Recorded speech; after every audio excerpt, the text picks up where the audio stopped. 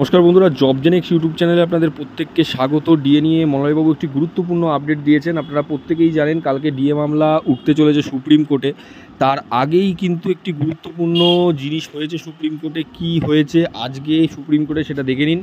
আজ 6/5/2025 বিকেল 4টেই সরকার পক্ষ থেকে সুপ্রিম কোর্টে 5 নং বেঞ্চে মেনশন হিয়ারিং করে দিন পরিবর্তন করতে চেয়েছিল, কিন্তু তা গ্র্যান্ট হয়নি। অর্থাৎ আজকে মেনশন হিয়ারিংয়ের ডেট ছিল। মেনশন হিয়ারিংয়ে কিন্তু রাজ্য সরকারের যে আইনজীবী তিনি চেয়েছিলেন যাতে ডেটটা আরও পেছানো যায়, সেক্ষেত্রে কিন্তু সেটা হয়নি। অর্থাৎ জাজদ্বয় কিন্তু সেটাতে সায় দেয়নি বা তারা সেটা মেনে নেয়নি। কালকে সে হিয়ারিংটা হচ্ছে, সেটাই কিন্তু মলয়বাবু পরিষ্কার জানিয়েছেন। অর্থাৎ কালকে যে ডিএ মামলা উঠতে চলেছে তার আগে মেনশন হিয়ারিং ছিল আজকে।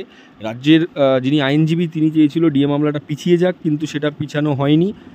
তা জাজদ্বয় মানেনি এবং কালকে ডিএ মামলা 5 নম্বর কোর্টে অর্থাৎ রুমে এবার 2 নম্বর সিরিয়ালে উঠছে। হ্যাঁ।